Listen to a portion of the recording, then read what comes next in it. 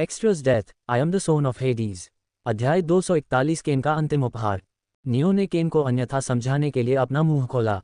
केन ने अपने हाथ ऊपर उठाए। बस यहीं रुक जाओ, तुम्हारी बात नहीं जुत्सु बहुत मजबूत है। मैं नहीं चाहता कि तुम मुझे मेरी पसंद के खिलाफ समझाने की कोशिश करो। मुझे चिंता है कि तुम मुझे प्रभावित करने में कामयाब हो जाओगे।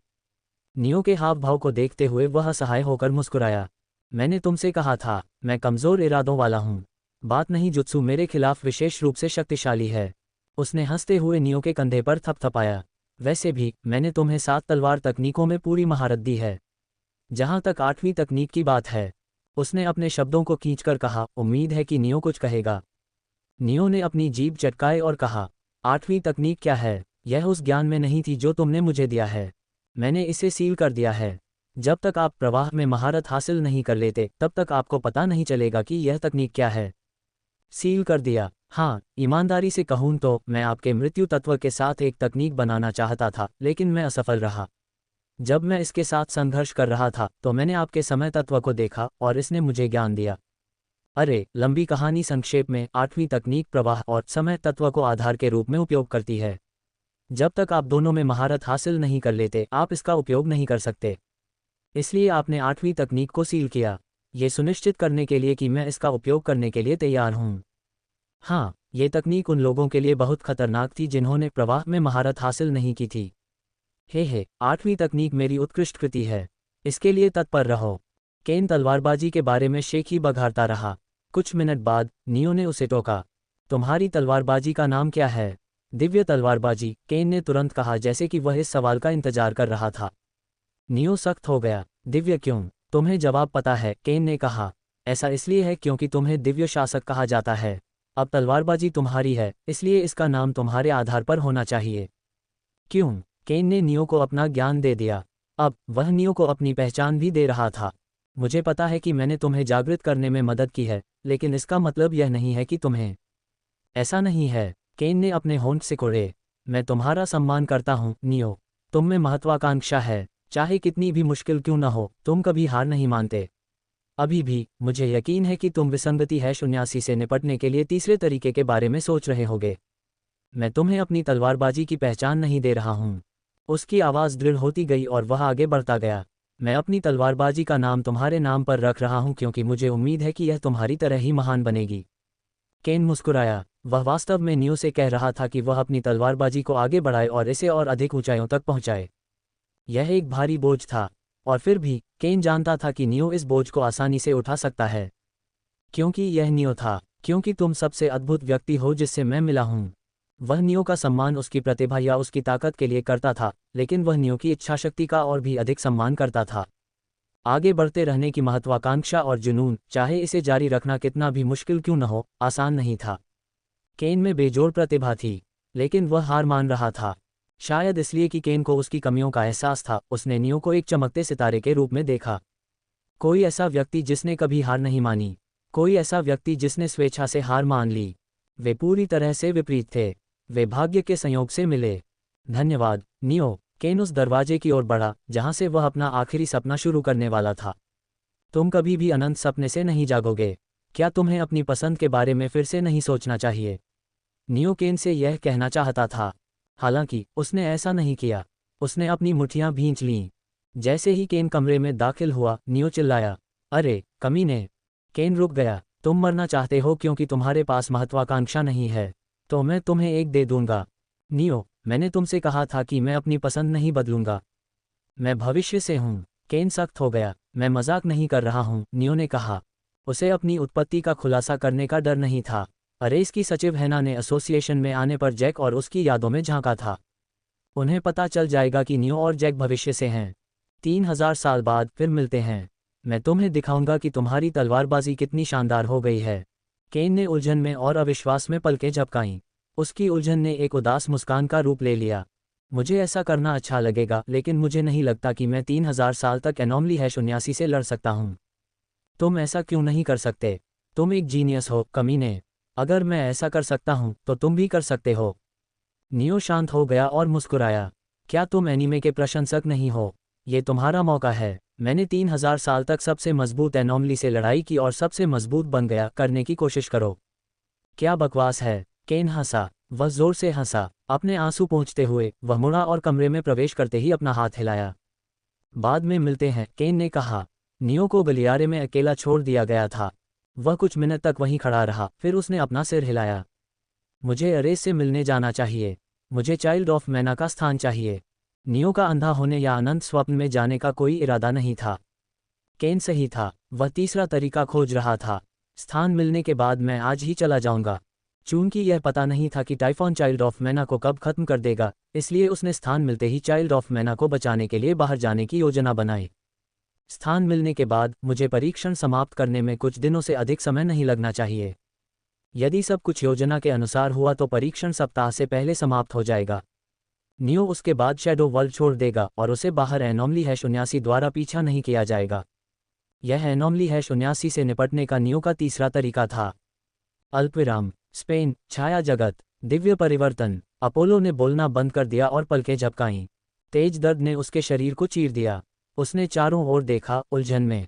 मैं कहाँ हूँ? उसे जो आखिरी चीज याद थी वह दिन भर की कड़ी मेहनत के बाद झपकी लेना था। अब वह एक भयानक जंगल में था। चमकदार, परिचित सूरज की रोशनी काले बादलों के बीच से झांक रही थी। अपोलो ने अपना हाथ नीचे किया और अपने पेट को छुआ। उसके पेट में एक छेद हो गया था। मैं मर रहा हूँ। उसे यह समझने में कुछ पल लगे कि क्या हो रहा है। यह एक दृष्टि है। मेरा गुण सक्रिय हो गया है और यह मुझे भविष्य दिखा रहा है।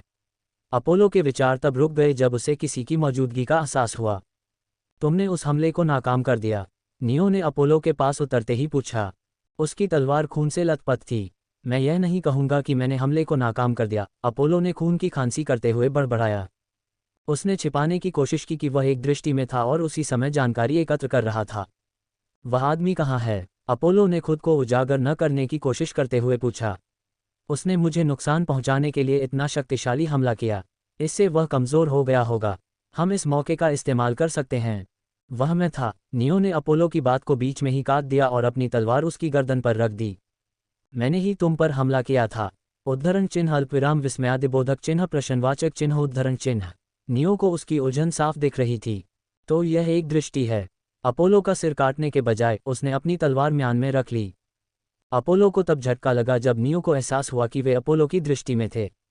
इससे साबित हुआ कि नियो हमेशा से अपनी विशेषता जानता था। तुम मुझ पर हमला क्यों कर रहे हो?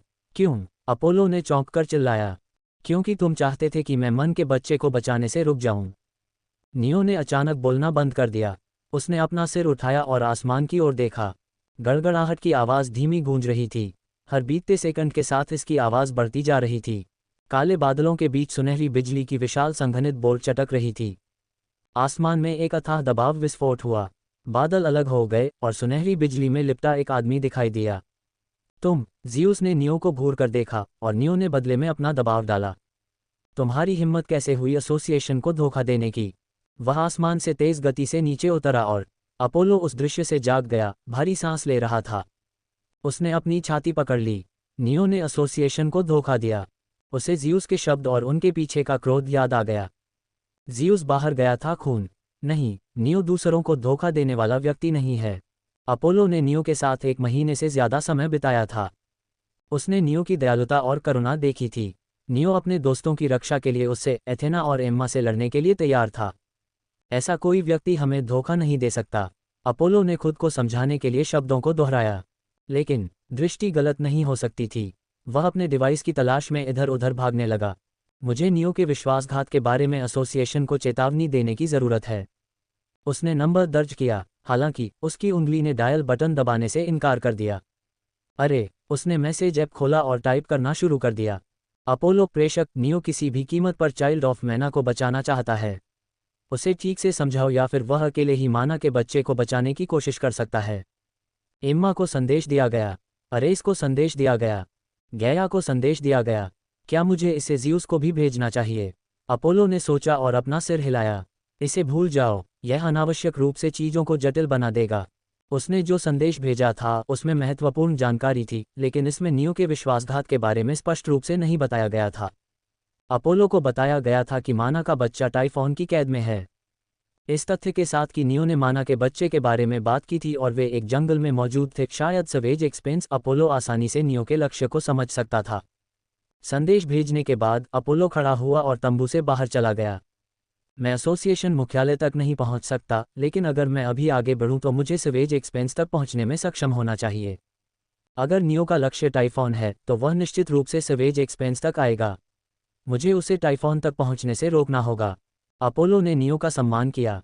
हालांकि अगर नियो ने गलत रास्ता चुना तो वह नियो से लड़ने के लिए तैयार था।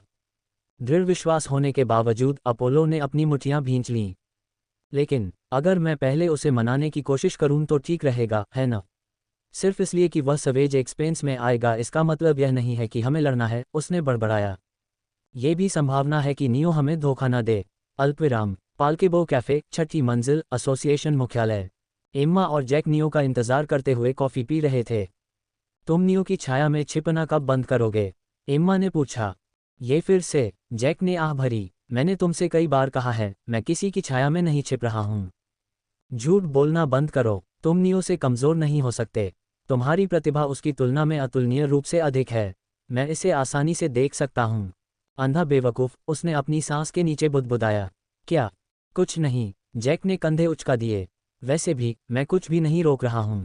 तुम कर रहे हो। तुम सिर्फ ये बताकर नियो के अहंकार को ठेस नहीं पहुंचाना चाहते कि तुम ज्यादा मजबूत हो। जैक ने फिर से आह भरी। जब वे अकेले होते थे तो वे दर्जनों बार यही बातचीत कर चुके थे। एम्मा को स्पष्ट रूप से नियो पसंद नहीं था। एम्मा, तुम्हारा सर्वोच्च महारत तत्व अंधकार है, क्या मैं सही हूं? जैक ने उसे बीच में रोकते हुए पूछा। हाँ, क्या तुम भौतिक वस्तुओं को खा सकते हो? मैं खा सकता हूं। अमूर्त अवधारणाओं के बारे में क्या? हाँ, मैं भावनाओं को खा सकता हूं। क्या तुम अंधकार को खा सकते हो? बेशक, मैं नहीं खा सकता। ऐसा करना असंभव है। जैक ने कंधे उचका दिए। उसे भी यही सिखाया गया था। लेकिन अपने सोल स्पेस के अंदर नियो ने जैक के भ्रष्टाचार, अंधकार और पापों को खा लिया था। ये संभव नहीं था। इस समय मुझे आश्चर्य भी नहीं होता जब नियो कुछ बेतुका करता है, उसने सोचा। वह इन असंभव कर्तव्यों को बिना कुछ किए ही कर सकता है। उसने एम्मा को घूर कर देखा। मुझे समझ में नहीं आता कि वह कैसे सोचती है कि नियो मुझसे कमजोर है। तुम इस बारे में क्यों पूछ रहे हो? एम्मा ने पूछा। कोई कारण नहीं। उसने नियो की वास्तविक क्षमताओं का खुलासा नहीं किया। नियो ने जैक को चेतावनी दी थी कि एसोसिएशन उन्हें माना के बच्चे को बचाने से रोकने की कोशिश कर सकती है। ये सबसे अच्छा था कि वे उनकी ताकत का गलत आकलन करें और उन्हें कमजोर समझें। हमें जितना लाभ मिल सकता है हमें चाहिए। जब नियो उनकी मेज के पास पहुंचा तो जैक विचारों में डूबा हुआ था। केन कहाँ है? एम्मा ने पूछा। सो रहा है। समूह चुप हो गया। नियो उनके साथ बैठा और एक ड्रिंक का ऑर्डर दिया। तुम क्या करोगे? मैं कुछ दिनों तक इस बारे में सोचूंगा। यह कोई आसान निर्णय नहीं है, नियो ने बिना पलक झपकाए झूठ बोला। तीनों ने कुछ मिनट तक बात की। एम्मा ने अपनी घड़ी देखी। समय हो गया है, चलो चलें। उसने उन्हें मीटिंग रूम में ले जाया। दरवाज़ा खोलने से पहले वह नियो और जैक की ओर मुड़ी। टाइटन्स भी मीटिंग में मौजूद हैं। आप जल्द ही हमारे एसोसिएशन के सदस्य बनने वाले हैं, इसलिए ऐसा कुछ न करें जिससे हमें शर्मिंदगी हो। जैक की भौहें तन गईं। जहां तक उसे सिखाया गया था, टाइटन्स और भगवान दुश्मन थे। उन्हें एपोकेलिप्स में कानून और व्यवस्था बनाए रखने के लिए एक साथ काम करते देखना अजीब था। समझ गया। नियो और जैक मीटिंग हॉल में दाखिल हुए। एम्मा उनके पीछे जाने ही वाली थी कि अचानक उसका फोन बज उठा। यह इमरजेंसी नोटिफिकेशन की आवाज़ है। उसने भौहें सिकुड़ी और अपना डिवाइस निकाला और एक संदेश देखा। अपोलो प्रेषक, नियो किसी भी कीमत पर माना के बच्चे को बचाना चाहता है। उसे ठीक से समझाओ या वह अकेले ही माना के बच्चे को बचाने की कोशिश कर सकता है। एम्मा ने संदेश पढ़ा। उसकी आंखें ठंडी हो गईं। उसने डिवाइस को अपनी जेब में वापस रख लिया और नियो और जैक के साथ मीटिंग हॉल में चली गई। वह नियो और जैक के बगल में बैठ गई। दोनों टेबल पर रखे दस्तावेजों को देख रहे थे। तभी अरेस का डिवाइस बज उठा। यह इमरजेंसी रिंगटोन थी, लेकिन टाइटन्स, नियो और जैक को सिग्नल का महत्व नहीं पता था। सज्जनों, कृपया मुझे माफ़ करें, अरेस ने कहा और अपना डिवाइस निकाल लिया। उसने संदेश पढ़ा और एम्मा की ओर देखने से पहले नियो और जैक को देखा। उसकी आंखों के पीछे का संदेश स्पष्ट था। टाइटन्स के सामने हंगामा मत करो। हम उनके सामने कमजोरी नहीं दिखा सकते। एम्मा ने अनजाने में सिर हिलाया। उसने जैक और नियो का परिचय कराया। ये नियो हारग्रेव्स और जैक हनमा हैं। जैसा कि आप सभी जानते हैं, नियो ने 8 महीने पहले विसंगति -33 को हराया था और जैक नेक्रोमेंसर है जो। उसके परिचय को अनदेखा करते हुए नियो ने मीटिंग हॉल को स्कैन किया। एक बड़ी गोलाकार मेज के चारों ओर 15 कुर्सियां रखी गई थीं। अरेस, अवेकना एसोसिएशन के अध्यक्ष और एसोसिएशन के 2 और सदस्य एक तरफ बैठे थे। दूसरी तरफ 4 टाइटन्स के होलोग्राम मौजूद थे। पहले टाइटन के बाल भूरे और आंखें हरी थीं। उसके सिर पर पट्टियां बंधी थीं, जबकि उसके चेहरे पर एक सौहार्दपूर्ण मुस्कान थी। जैसे जैसे मीटिंग आगे बढ़ी, उसने खुद को परसिस, विनाश के टाइटन के रूप में पेश किया। दूसरा टाइटन वह था जिससे नियो परिचित था। मैं फ्रांसिस हूँ, टाइटन ने खुद को पेश किया। आप मुझे क्रोनोस, समय के टाइटन के रूप में जानते होंगे। फ्रांसिस मुस्कुराया और उसके बगल में खाली सीट थपथपाए। जहां तक इस खाली सीट की बात है, एटलस था यहाँ बैठना चाहिए, लेकिन जैसा कि आप देख सकते हैं, मुझे नहीं पता कि वह कहाँ है। फ्रांसिस ने ठहाका लगाया। उसने बातचीत को सहजता से आगे बढ़ाया और माहौल को दोस्ताना बनाए रखा। नियो मुस्कुराया। ये कमीना हमेशा से बात करने में अच्छा रहा है। बैठक जारी रही। पहला विषय जैक के बारे में था। जैक ने स्पेन में अपूरणीय अत्याचार किए थे। ये स्पष्ट था कि उसे दंडित किया जाएगा। हालांकि चूंकि हम ये तय नहीं कर पा रहे हैं कि जैक हन्मा को कैसे दंडित किया जाए, तो आइए इस मुद्दे पर बाद में चर्चा करें, अरेस ने लंबी चर्चा के बाद कहा। नियो और जैक परिणाम से आश्चर्यचकित नहीं थे। ये स्पष्ट है कि वे जैक को दंडित क्यों नहीं कर रहे हैं। जब टाइफॉन जागेगा तो उससे लड़ने के लिए उन्हें यथासंभव शक्तिशाली जागृतिकर्ताओं की आवश्यकता होगी। नियो के विचारों को बाधित करते हुए अरेस ने जारी रखा। अब इस परिषद के कारण पर हमें इस बात पर चर्चा करने की आवश्यकता है कि हमें माना के बच्चे को बचाना चाहिए या नहीं। एक और लंबी चर्चा हुई। अरेस को नियो को माना के बच्चे का स्थान नहीं बताना अच्छा लगता, खासकर अपोलो के नियो के संभावित विश्वासघात के संदेश को पढ़ने के बाद। दुर्भाग्य से ये जानकारी मेज पर रखे दस्तावेजों में लिखी हुई थी, और नियो और जैक ने उन्हें एम्मा और अरेस द्वारा अपोलो का संदेश पढ़ने से पहले ही पढ़ लिया था। वे बस जटिल कारणों का उपयोग करके कह रहे हैं कि उन्हें माना के बच्चे को क्यों नहीं बचाना चाहिए। नियो ने सभी की बातें सुनते हुए दस्तावेज पढ़ना जारी रखा। तो उन्होंने माना के बच्चे स्फिंक्स का स्थान उसके भाई के माध्यम से पाया जो। नियो स्तब्ध रह गया। डैनियल कैलम स्फिंक्स का भाई है। वह प्रोफेसर जिसने नियो को समय तत्व के बारे में पढ़ाया था। ऐसा व्यक्ति जो किनारों पर खुरदुरा था और जिसे अपनी भावनाओं को व्यक्त करना मुश्किल लगता था। Daniel Callum. नियो ने अपना सिर हिलाया। मुझे आश्चर्य नहीं होना चाहिए। यह अतीत है। मुझे इतिहास की मशहूर हस्तियों से मिलना ही था। ध्यान भटकने के बजाय मुझे अपने काम पर ध्यान केंद्रित करना चाहिए। उसने दस्तावेज बंद कर दिया। एसोसिएशन में आने का उसका लक्ष्य पूरा हो गया। उसने माना के बच्चे का स्थान ढूंढ लिया। हालांकि मुझे कम से कम कोशिश तो करनी ही चाहिए। अगर मैं स्फिंक्स को टाइफॉन से बचाने जा रहा हूं, तो मुझे हर संभव मदद की जरूरत होगी। नियो जानता था कि उनके द्वारा उसकी बातों का पालन करने की संभावना शून्य के करीब थी। फिर भी उसने ऐसा करने का फैसला किया, क्योंकि असफलता कोई विकल्प नहीं था। इसका मतलब था दुनिया का अंत। मुझे कुछ ऐसा चाहिए जो प्रभाव पैदा कर सके। नियो खड़ा हो गया। मीटिंग का ध्यान उसकी ओर चला गया। नियो हारग्रेव्स, क्या आपको कुछ कहना है? हाँ। नियो ने आगे बोलने से पहले उनकी आंखों में देखा। जैक और मैं भविष्य से हैं। मीटिंग हॉल में हवा जम गई। प्रकृति की टाइटन रिया ने हंसकर सन्नाटा तोड़ा। हालांकि जब नियो गंभीर रहा तो वह रुक गई। तुम मजाक नहीं कर रहे हो? मुझे डर है कि मैं मजाक नहीं कर रहा हूं, नियो ने कहा। जैक और मैं यहाँ मैना के बच्चे को बचाने आए हैं। अगर हम ऐसा करने में विफल रहे तो दुनिया खत्म हो जाएगी। नियो लगभग सभी के दिमाग में चल रहे गियर को सुन सकता था। उसके शब्द उनके सिर पर गिराए जा रहे परमाणु बम से कम नहीं थे। क्या तुम साबित कर सकते हो कि तुम भविष्य से हो? अरेस ने पूछा। वह झूठ नहीं बोल रहा है, न्याय के टाइटन एपेट्स ने अरेस को जवाब दिया, क्योंकि उसने अपनी झूठ पकड़ने की क्षमता का इस्तेमाल किया। हालांकि इस बात की संभावना है कि उसका ब्रेन वॉश किया गया हो, उसे सम्मोहित किया गया हो या उसके दिमाग में झूठी यादें डाली गई हों। इस तरह वह मान लेगा कि उसके शब्द सच हैं और वह जो कुछ भी कहेगा वह सच होगा, भले ही वह वस्तुनिष्ठ रूप से झूठ हो। एपेट्स के शब्दों ने झूठ का पता लगाने की क्षमताओं की कमी को उजागर किया। झूठ का पता लगाना व्यक्तिपरक सत्य पर काम करता है।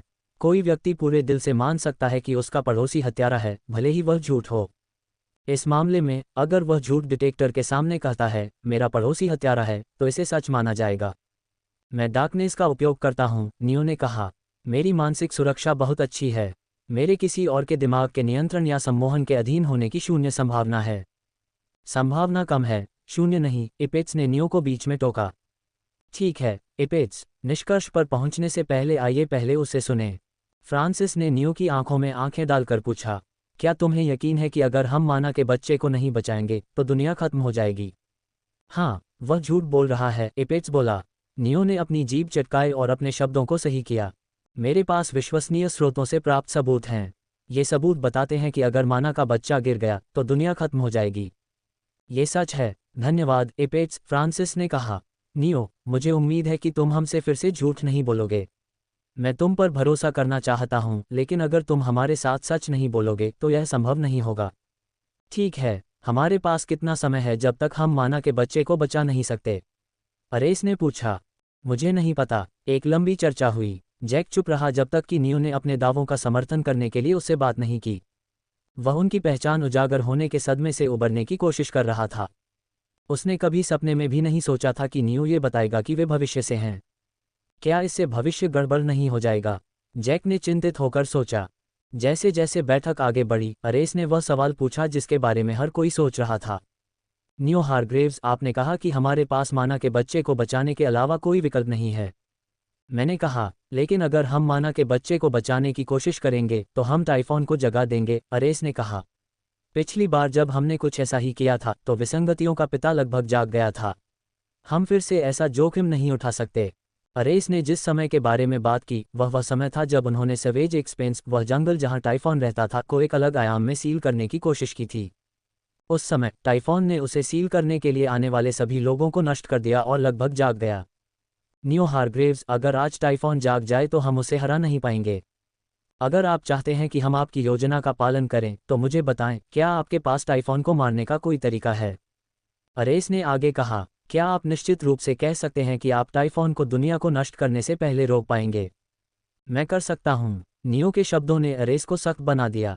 मेरी मौत, यह अगले चरण तक पहुंचने की कगार पर है। मैं उसके बाद टाइफॉन से निपट सकता हूँ। पफट, प्रकृति की टाइटन रिया अपनी हंसी नहीं रोक पाए और लोग हंस पड़े। अगर तुम अगले चरण तक पहुंच सकते हो, ये कब होगा? आज, कल, 1 साल बाद, 1 दशक बाद?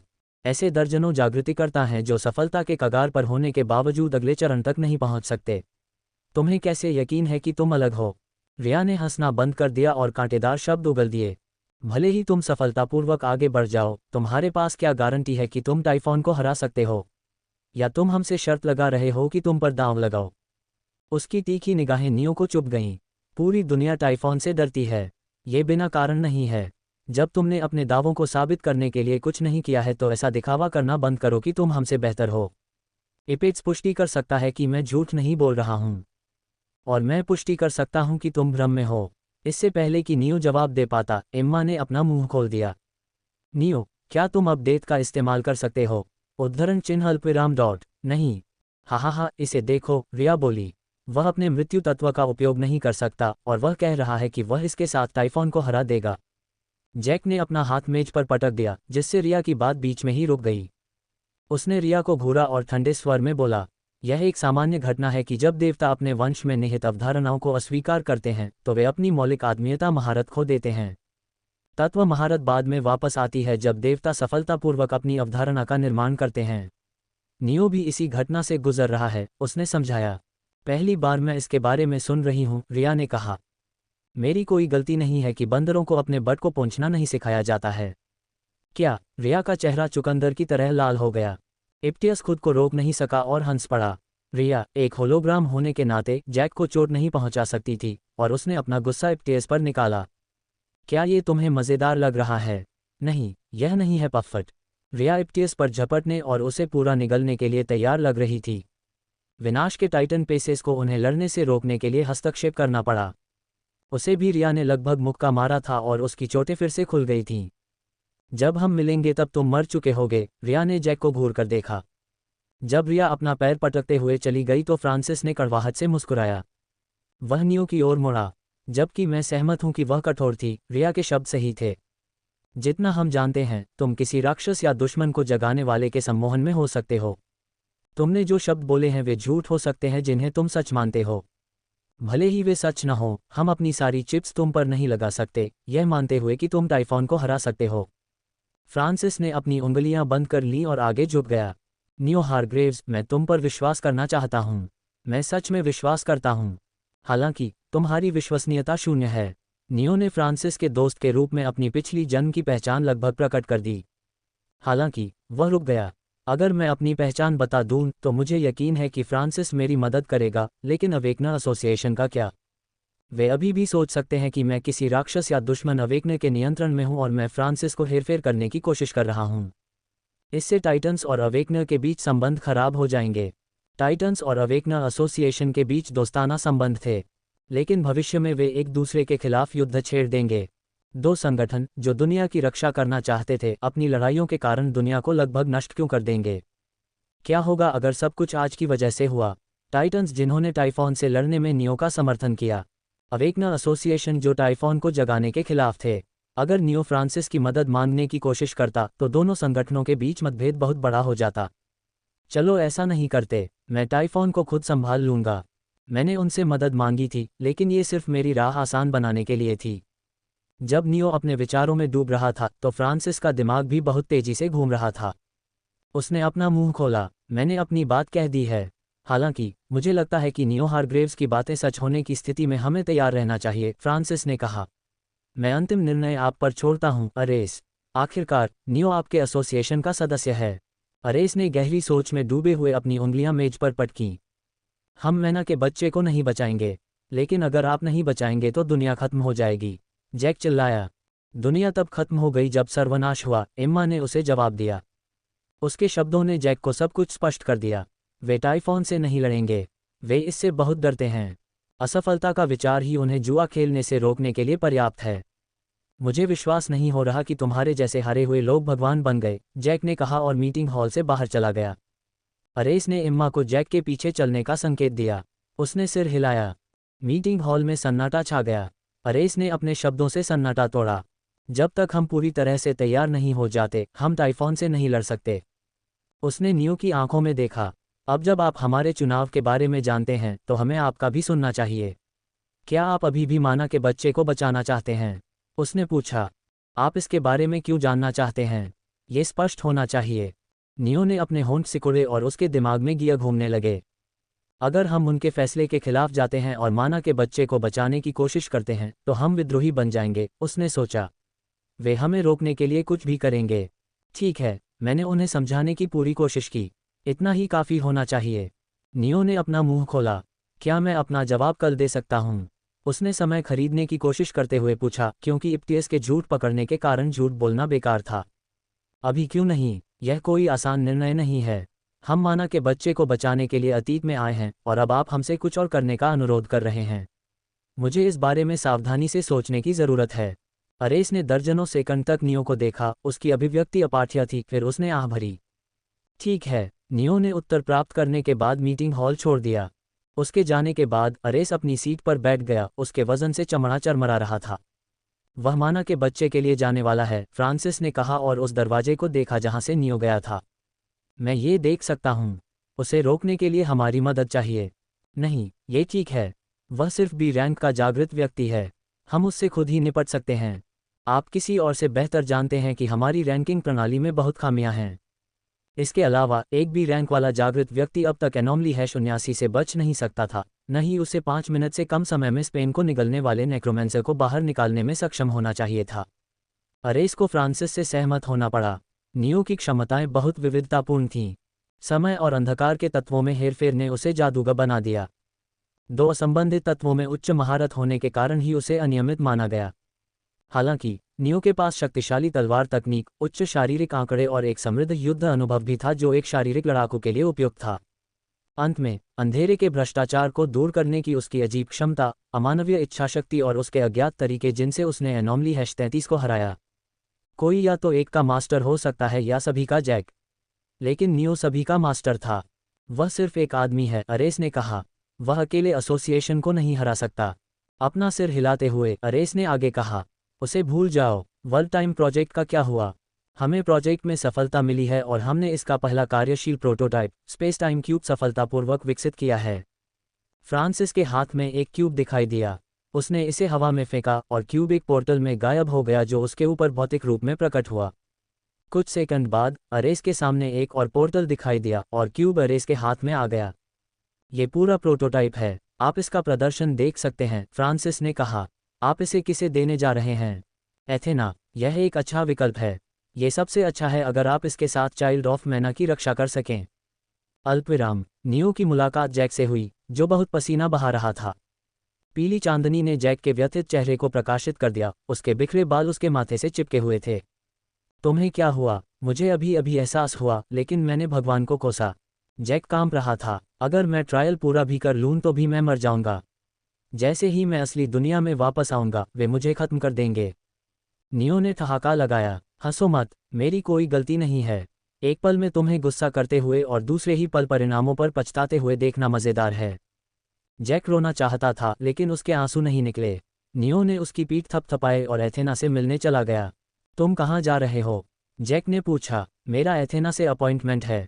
नियो जल्द से जल्द एथेना से बात करना चाहता था और उससे उपन्यास और उसके पुनर्जन्म के पीछे के कारण के बारे में पूछना चाहता था। वह उस कमरे की ओर बढ़ा जिसके बारे में उसे बताया गया था। गलियारा मंद रोशनी में था और टिमटिमाते लैंप दीवारों पर नाचती हुई परछाइयां बना रहे थे। दरवाजे पर मोटे अक्षरों में एथेना लिखा था। उसने दस्तक दी। तुम अंदर आ सकते हो। अंतर्वेदी होने के लिए क्षमा करें। नियो कमरे में दाखिल हुआ। डेस्क पर बिखरी हुई नोटबुक और क्षतिग्रस्त उपन्यास बिखरे हुए थे, जबकि सूखे छल्ले वाले कॉफी मग कागज के ढेर पर अनिश्चित रूप से रखे हुए थे। एक आरामदायक कंबल कुर्सी पर पड़ा था और चिपचिपे नोट बेतरतीब ढंग से चिपके हुए थे दीवारों पर अराजक प्रेरणा की तरह। मैं व्यस्त हूँ, कृपया कुछ मिनट प्रतीक्षा करें, एथेना ने कहा। वह अपनी डेस्क पर बैठी थी, विचारों के कोलाज जैसी दिखने वाली चीज पर व्यस्तता से कुछ लिख रही थी। ऊपर नियो ने समय बिताने के लिए कमरे की ओर देखा। उसने पश्चिम की ओर की दीवार पर चिपचिपे नोटों पर सन ऑफ ज़ीउस उपन्यास के बारे में जानकारी देखी। अव्यवस्थित दीवार रंगीन चिपचिपे नोटों से भरी हुई थी, जिनमें से प्रत्येक पर अलग अलग उपन्यास कथानक के विचार लिखे हुए थे। कुछ मोटे और रेखांकित थे, जबकि अन्य धुंधले और अधूरे थे। वह खड़ा हुआ और चिपचिपे नोटों के पास गया। उन्हें पढ़ने के बाद नियो ने अपने पास एक मोटी नोटबुक देखी। अच्छी तरह से घिसी हुई नोटबुक एक डेस्क पर रखी हुई थी। इसके पन्ने थोड़े मुड़े हुए थे, इसका कवर उपयोग से फीका पड़ गया था। सन ऑफ ज़ीउस उपन्यास के लिए विचार। क्या मैं आपके नोट्स पढ़ सकता हूँ? नियो ने एथेना से पूछा। आप पढ़ सकते हैं, एथेना ने बिना ज्यादा सोचे जवाब दिया। मुझे लगा कि लेखकों को अपनी बात दिखाने में शर्म आती है, कहानी के पीछे के विचार दूसरों को बताए। क्या एथेना अलग है या मैं गलत था? नियो ने बेकार के विचारों में डूबे हुए ज्यादा समय बर्बाद नहीं किया। उसने नोटबुक देखी। क्या बकवास है, नियो हैरान था। किताब में बहुत सी ऐसी जानकारी थी जो उसने उपन्यास में कभी नहीं पढ़ी थी। इतना ही नहीं, बहुत सी समानांतर जानकारी भी थी। एक नोट में लिखा था कि आथम में सभी 108 तत्व थे, जबकि दूसरे में लिखा था कि आथम में 24 तत्व थे। उसने कहानी के बारे में अपनी जानकारी बढ़ाने की उम्मीद में नोटबुक उठाई थी। इसके बजाय वह भ्रमित हो गया। ऐसा क्यों है? ऐसा क्या? उसने देखा कि एथेना ने अपना काम खत्म कर लिया था और उसे घूर रही थी। नियो ने एथेना को घूर कर देखा। कमरे में हल्की रोशनी थी, पास में ही एक अंगीठी की टिमटिमाती लपटें संगमरमर की दीवारों पर लंबी परछाई डाल रही थीं। पुराने चर्मपत्र की खुशबू हवा में भर गई थी, जो जलती हुई धूप की हल्की सुगंध के साथ मिल रही थी।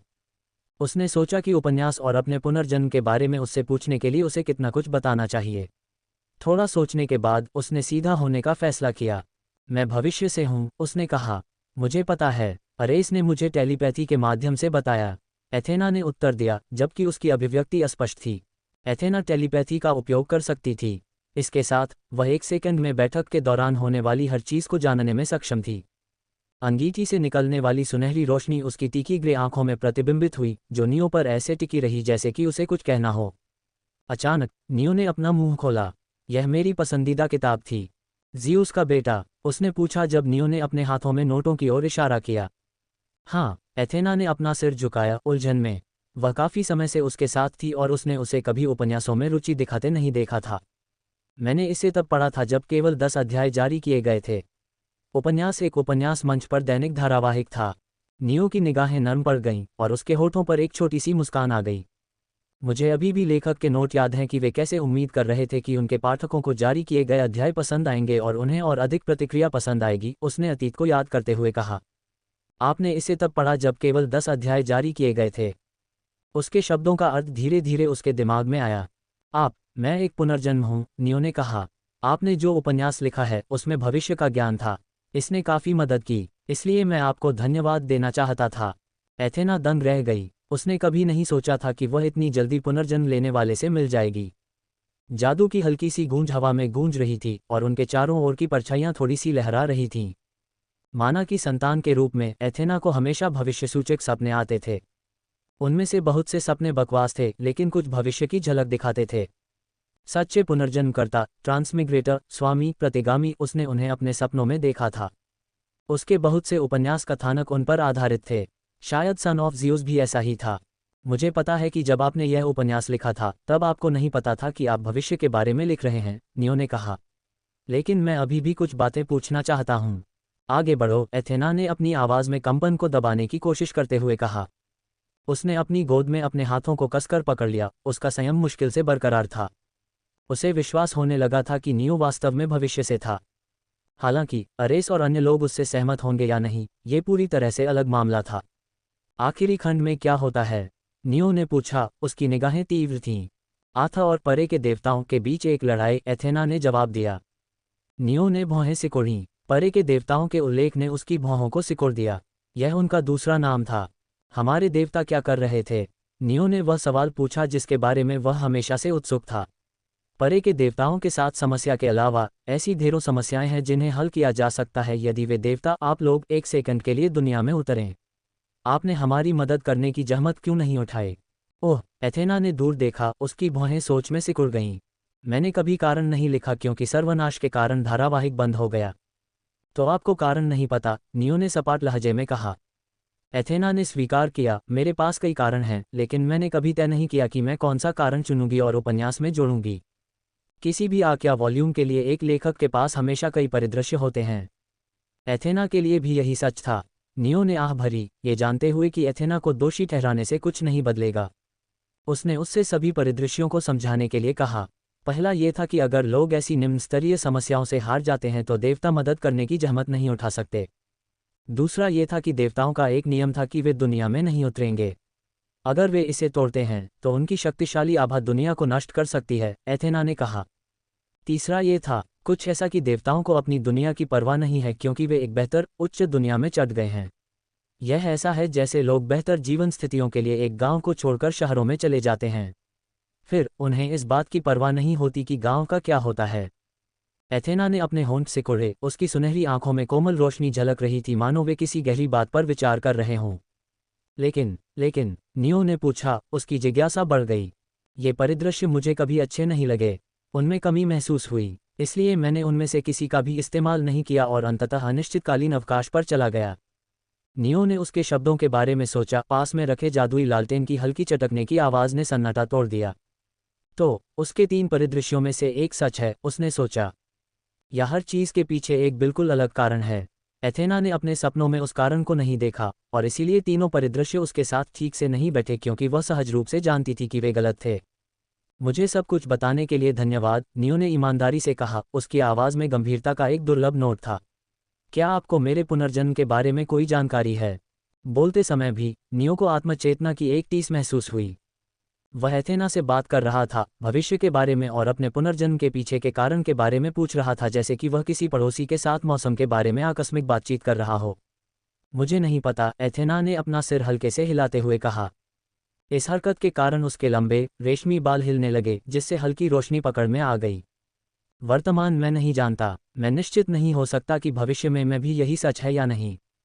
क्या मैं ही एकमात्र पुनर्जन्म लेने वाला हूँ? नहीं, अगर आपने उपन्यास पढ़ा है तो आपको पता होना चाहिए कि आपके जैसे अन्य लोग भी मौजूद हैं। मैं उनके बारे में बात नहीं कर रहा हूँ। मैं पूछ रहा हूँ कि क्या मेरे जैसा कोई व्यक्ति जिसने उपन्यास पढ़ा है मौजूद है? वह, मुझे नहीं पता, एथेना ने स्वीकार किया। उसकी नज़र एक पल के लिए फर्श पर गिर गई। नियो को वह सभी उत्तर नहीं मिले जो वह चाहता था, लेकिन वह परेशान नहीं था। उसके कई संदेह दूर हो गए। जैसे जैसे बातचीत शांत हुई, माहौल बदलता हुआ लगा। कमरा शांत होता गया। एथेना ने अचानक विषय बदल दिया। उसका लहजा तीखा था। सेराफ्स, उसने कहा। उद्धरण चिन्ह डॉट डॉट डॉट प्रश्नवाचक चिन्ह उद्धरण चिन्ह। नियो ने अचानक बदलाव से भ्रमित होकर एक भान उठाए। यह मेरे उपन्यास में पुनर्जन्म का शीर्षक है। मुझे ये पता है, लेकिन तुम मुझे ये क्यों बता रहे हो? एथेना की अभिव्यक्ति कुछ देर के लिए लड़खड़ा गई। उसके हाथ, जो उनके बीच की मेज पर टिके हुए थे, थोड़े से कस गए। सेराफ्स की वजह से उसके प्रशंसकों ने उसे बहुत नाराज किया। उसने बिना किसी पूर्वाभास के अचानक से पुनर्जन्म को कथानक में जोड़ दिया था। जो पात्र तब तक सामान्य रूप से काम कर रहे थे, उन्हें अचानक कई जीवन की यादें मिल गईं, जिससे उसके प्रशंसक 2 पक्षों में विभाजित हो गए। प्रशंसकों के एक हिस्से ने सोचा कि एथेना उपन्यास को नष्ट कर रही है क्योंकि उसे पता नहीं था कि वह क्या कर रही है। नियो सहित अन्य लोगों का मानना था कि एथेना के पास अचानक जोड़ने का एक कारण था और पुनर्जन्म के लिए उसके पास एक उचित कथानक था। दोनों पक्षों ने एक गहन कीबोर्ड युद्ध में भाग लिया था। नियो की मुस्कान देखकर एथेना के गाल हल्के से लाल हो गए। तुम भी इसका हिस्सा थे? तुम्हारे प्रशंसकों के बीच युद्ध? नियो ने पूछा, खुश होकर। एथेना ने उसके सवाल के जवाब में सिर हिलाया। मैं तुम्हारा समर्थन करने वाली थी, नियो ने स्वीकार किया। वह झिझकी, उसकी उंगलियां उसकी आस्तीन के किनारे से हिल रही थीं। नियो को एहसास हुआ कि वह क्या जानना चाहती थी और उसने बिना पूछे ही जवाब देने का फैसला किया। मैं माइटी स्वॉर्ड 101 था। तुम वह नो लाइफर थे जिसने पूरा दिन मेरे उपन्यास के फोरम पर बिताया। एथेना अचानक रुक गई। उसे एहसास हुआ कि उसने लगभग उसका अपमान किया था। वह शर्मिंदगी से खांसने लगी। वैसे भी, उसने उसकी नज़रों से बचते हुए कहा, चूंकि तुम पुनर्जन्म लेने वाले हो इसलिए तुम एक सेराफ भी हो सकते हो।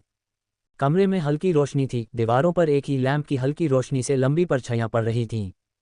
एथेना एक अव्यवस्थित लकड़ी की मेज के पास बैठी थी, हवा में पुराने चर्मपत्र की हल्की सी खुशबू फैल रही थी। मुझे संदेह है, सेराफ्स के विपरीत, जिन्होंने कई जीवन जिए हैं, मैंने केवल एक ही पिछला जीवन जिया है। नियो की आवाज़ शांत थी जब वह बोल रहा था। उसकी आंखें डेस्क पर बिखरी किताबों पर झिलमिला उठीं। उसने जो उपन्यास पढ़ा था उसमें सेराफ्स के बारे में बहुत ज़्यादा जानकारी नहीं दी गई थी। एथेना ने उसकी ओर देखा, उसकी भौहें आपस में जुड़ गईं, क्योंकि वह जो कुछ भी जानती थी उसे याद करने की कोशिश कर रही थी। उसने उसके कुछ संदेह दूर किए, लेकिन उसकी झिझक से पता चला कि वह खुद ज़्यादा कुछ नहीं जानती थी। धन्यवाद, नियो ने विनम्रता से कहा जब वह जाने के लिए मुड़ा। जैसे ही वह दरवाजे पर पहुंचा, वह अचानक रुक गया। फ्लोरबोर्ड की हल्की सी चरमराहट शांत कमरे में गूंज उठी। पीछे मुड़ते हुए उसने उसकी नज़रों से नज़रें मिलाईं और अपना मुंह खोला। क्या तुम मेरी मदद कर सकती हो? उद्धरण चिन्ह अल्पविराम उद्धरण चिन्ह। अगर संभव हो तो मैं अवेकनर एसोसिएशन के लोगों को मारना नहीं चाहता। उसके शब्द नर्म लेकिन दृढ़ थे। एथेना सख्त हो गई। दीपक की रोशनी उसके चेहरे पर तीखी रेखाएं डाल रही थी। वह जानता है कि अगर वह माना के बच्चे को बचाने जाता है तो अरेस उस पर हमला करने की योजना बना रहा है, और उसका पीछे हटने का कोई इरादा नहीं है। उसने सोचा। बेचैनी ने उसे जकड़ लिया, लेकिन नियो के शब्दों में कुछ और बात ने उसे और भी परेशान कर दिया।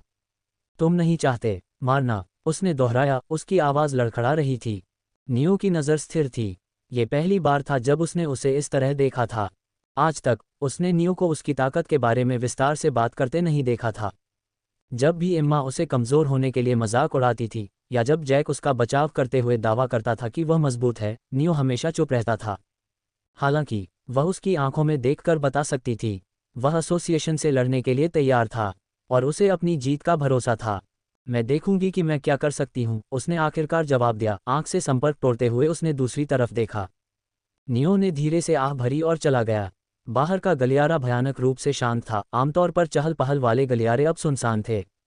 ऊपर मंद रोशनी टिमटिमा रही थी, जो हल्की छायाएं डाल रही थी, जो दरार वाली दीवारों के साथ नाचती हुई लग रही थी। उसे एसोसिएशन के सदस्यों की घटती उपस्थिति को नोटिस करने में ज्यादा समय नहीं लगा। मुख्यालय की सामान्य जीवंतता की जगह एक अशुभ शांति ने ले ली थी। क्या वे अब लोगों को निकाल रहे हैं क्योंकि उन्हें लगता है कि लड़ाई छिड़ जाएगी? नियो ने भौहें सिकोड़ीं। उसके और एसोसिएशन के बीच लड़ाई अपरिहार्य लग रही थी, लेकिन अवेकना एसोसिएशन को इतना यकीन क्यों था कि वह माना के बच्चे को बचाने की कोशिश करेगा? यह एक रहस्य था जो उसके दिमाग के किनारों को कुतर रहा था। उसे पता नहीं था कि अपोलो ने एसोसिएशन को चेतावनी दी थी, जिसे भविष्य का एक दर्शन प्राप्त हुआ था। वह पानी की जांच करने की उम्मीद में बाहर निकलने के लिए आगे बढ़ा। दरवाजे पर तैनात गार्ड ने उसे रोक दिया। उसे जाने की अनुमति नहीं थी। उनके चेहरे गंभीर थे, उनकी मुद्राएं कठोर थीं। अपना सिर हिलाते हुए वह मुड़ा और वापस अंदर चला गया। कुछ मिनट बाद उसने कैफेटेरिया में जैक को देखा। कमरा मंद था। फ्लोरोसेंट रोशनी की धीमी गुनगुनाहट बर्तनों की हल्की खटपट के साथ मिल रही थी। एम्पायर में विशेष अध्याय पढ़ें। जैक एक कोने की मेज पर बैठा था, एक लापरवाह भाव के साथ नूडल्स खा रहा था। ओह, तुम वापस आ गए। एथेना के साथ कैसा रहा? जैक ने पूछा। उसका मुंह खाने से आधा भरा हुआ था। क्या तुम थोड़े ज्यादा आराम से नहीं हो? नियो ने पूछा, खुश होकर। मुख्यालय में तनाव स्पष्ट था, और फिर भी जैक ऐसे खा रहा था जैसे कुछ हो ही न रहा हो। खैर, जैक ने शब्दों को घसीटते हुए नियो की ओर एक सहज मुस्कान के साथ अपना चम्मच दिखाया। मुझे तुम पर भरोसा है। नियो ने उसे घूर कर देखा, कुछ पल के लिए चौंक गया। जैक की जगह कोई और होता तो उसे पागल कहता। नियो ने दावा किया था कि वह टाइफॉन को हरा देगा। अगर भविष्य से कोई उसे सुन भी लेता तो भी उसे जीतने के लिए पर्याप्त ताकतवर होने का भरोसा नहीं होता। अगर वे हार जाते तो टाइफॉन जो जाग गया था सब कुछ नष्ट कर देता। मन के बच्चे को बचाने से बचने का एसोसिएशन का फैसला स्पष्ट था। फिर भी जैक यहाँ था, बिना किसी संदेह के नियो का पक्ष ले रहा था। जब जैक अपना खाना जारी रख रहा था, नियो ने अपनी जेब से हाथ डाला और अपना कैटरपिलर निकाला। छोटा जीव उसकी हथेली में मचल रहा था, उसका पारदर्शी शरीर कैफेटेरिया की रोशनी में मंद मंद चमक रहा था। नियो ने उसे एक अमृत दिया और देखा कि वह उत्सुकता से चमकते तरल को सोख रहा है। उसने 3 अन्य अमृत पी लिए और अपनी नसों में दिव्य ऊर्जा का प्रवाह महसूस किया। अब तुम्हारे पास कितने अमृत बचे हैं? जैक ने पूछा। उसकी आंखें नियो पर टिकी हुई थीं, जबकि वह सूप पी रहा था। कोई नहीं, नियो ने जवाब दिया, ऊर्जा को अवशोषित करने पर ध्यान केंद्रित करने के लिए अपनी आंखें बंद कर लीं। जैक ने अपनी छाया स्थान खोलने से पहले एक भौं उठाए। उसने कपड़े में लिपटी एक छोटी सी वस्तु निकाली और नियो को थमा दी। ये लो। इसमें चंदन की गंध आ रही थी, लेकिन जैसे ही नियो ने इसे पकड़ा उसे एहसास हुआ कि यह क्या है। तुमने ये कब किया? वस्तु को पकड़ते समय नियो का हाथ थोड़ा कांप उठा। उसकी आंखें तेजी से जैक के हाथ की ओर बढ़ीं। उसने अपना हाथ काटा और उसे फिर से बनाया। क्या एथेना ने ऐसा किया? लेकिन अगर मैं इसे खा लूंगा तो वह फिर से बना हुआ हिस्सा खो देगा। नियो ने कपड़े से बंधी वस्तु को घूर कर देखा। दिव्य ऊर्जा की हल्की चमक कपड़े से निकल रही थी, जो उसे एक अलौकिक प्रकाश में लपेट रही थी। उसमें जैक का हाथ था, उसकी कलाई के नीचे का हिस्सा। मैंने इसे अलग करने से पहले इसमें अपनी बहुत सारी दिव्य ऊर्जा डाल दी है। इसे एक तात्कालिक दिव्य ऊर्जा अमृत के रूप में सोचें। इसे खाने से आपकी आधी दिव्य ऊर्जा वापस मिल जाएगी, जैक ने कहा। उसका स्वर शांत लेकिन आग्रहपूर्ण था। इससे पहले कि नियो मना कर पाता, जैक ने कहा, यह हम दोनों के लिए एक महत्वपूर्ण हिस्सा है नियो। हम असफल नहीं हो सकते क्योंकि तुम्हारी दिव्य ऊर्जा आखिरी क्षण में खत्म हो गई। जैक ने एक नकली भौं बनाई। मैं तुम्हारी वजह से ट्रायल में असफल नहीं होना चाहता। जब समय आए इसका इस्तेमाल करना। नियो ने अपनी जीभ चटकाई और सिर हिलाया। खिड़की के बाहर पत्तों की हल्की सरसराहट ने उसकी अनिच्छापूर्ण सहमति को दर्शाया। वह इसका इस्तेमाल करने के बजाय मरना पसंद करेगा, लेकिन वह जानता था कि इसे जोर से कहने से झुंझलाहट का एक और दौर शुरू हो जाएगा। दोनों ने रात में फिर से विसंगति -79 से लड़ाई की। उन्हें एम्मा की निगरानी में मुख्यालय छोड़ने की अनुमति दी गई थी और वापस सो गए। शुभ रात्रि, एम्मा ने उन्हें उनके कमरे दिखाने के बाद कहा। उनके क्वार्टर तक जाने वाला लंबा गलियारा शांत था, उनके पैरों के नीचे फर्श की हल्की चरमराहट को छोड़कर। जैक बिस्तर पर लेटते ही सो गया। नियो भी सो गया, दूर से झींगुरों की चहचहाहट से। आधी रात थी जब उसके दिमाग में अलार्म बजने लगे, जिससे वह जाग गया। मुझे लगा कि वे कुछ दिन इंतजार करेंगे, जैक ने अपनी आंखें खोलते हुए कहा। वे दोनों कमरे से बाहर चले गए। पूरा मुख्यालय बंद हो चुका था, खाली। उन्होंने जाने की कोशिश की, लेकिन खिड़कियां और दरवाजे किसी तरह के अवरोध से बंद थे। स्पेस आइसोलेशन, नियो ने बड़बड़ाया। उसकी आवाज़ घुटन भरे सन्नाटे में मुश्किल से सुनाई दे रही थी। चलो छत की जांच करते हैं। दोनों सीढ़ियां चढ़ गए। उनके जल्दबाजी में चलने वाले कदमों की प्रतिध्वनि ने सन्नाटे को तोड़ दिया। छत का दरवाज़ा एक झटके से खुला। दरवाजे से बाहर निकलते ही ठंडी हवा ने उनका स्वागत किया। उन्होंने इमारत की बाहरी दीवारों को ढकने वाले एक काले अवरोध को देखा। तारों की हल्की रोशनी में अवरोध भयावह रूप से चमक रहा था। ऐसा लग रहा था जैसे एसोसिएशन मुख्यालय को एक काले कंटेनर में भर दिया गया हो, जो उसके जितना ही बड़ा था। छत के ऊपर सिर्फ थोड़ी सी खाली जगह थी। वे हमारे साथ मुख्यालय को नष्ट करने की योजना बना रहे हैं, नियो ने कहा। उसने हवा में चमकते हुए दर्जनों जादुई घेरों को देखा। उनके जटिल पैटर्न हर गुजरते सेकंड के साथ और भी ज्यादा चमकते जा रहे थे। मुझे लगता है कि वे चिंतित हैं क्योंकि उन्हें नहीं पता कि हमारे पास तुरुप के पत्ते हैं या नहीं, जैक ने जवाब दिया। दोनों ने बीच में बने विशाल जादुई घेरे को देखा। ये समय के साथ बड़ा और जटिल होता जा रहा था। आकाश में इकट्ठा हो रही दिव्य ऊर्जा की भारी मात्रा ने जैक की रीढ़ में सिहरन पैदा कर दी। हवा में एक धीमी सी गुनगुनाहट भर गई, जो उनकी हड्डियों में गहराई तक गूंज रही थी। नियो ने ओशन एम्ब्रेस को सक्रिय किया और अपने शरीर को अंधेरे में ढक लिया। स्याही जैसा कालापन उसे घेर रहा था, जो उसके चारों ओर की परछाइयों के साथ सहजता से विलीन हो रहा था। इटर्नल के प्रतिरोध के साथ यह उसका अब तक का सबसे उच्च बचाव था। मेरी छाया में छिप जाओ, नियो ने जैक से कहा। उसकी आवाज़ शांत लेकिन दृढ़ थी। मैं उस हमले को रोकने में तुम्हारी मदद करूंगा। वह चीज़ बहुत खराब लग रही है।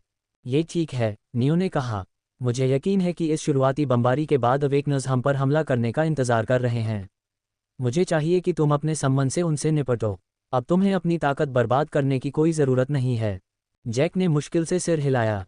हालांकि वह जवाब देना चाहता था, लेकिन नियो के शब्द तार्किक थे। जैक की आंखों में झिझक क्षणभंगुर थी क्योंकि उसने शैडो स्पेस स्पेल को सक्रिय किया और नियो की छाया में गायब हो गया। हवा में जादुई घेरे आपस में मिलने लगे और उनसे एक दमनकारी दबाव फूट पड़ा। ऊपर आसमान में काले घुमड़ते बादल छा गए, जिससे नीचे जमीन पर अशुभ छाया पड़ गई। एक प्रकाश की किरण नीचे गिरी, जिसने कुछ पल के लिए उदासी को चीर दिया। नियो ने अपना हाथ अंधेरे में लपेटा और ऊपर की ओर मुक्का मारा। प्रभाव हवा में फैल गया। आसपास का वातावरण इस तरह से हिल रहा था मानो वास्तविकता ही टूट रही हो।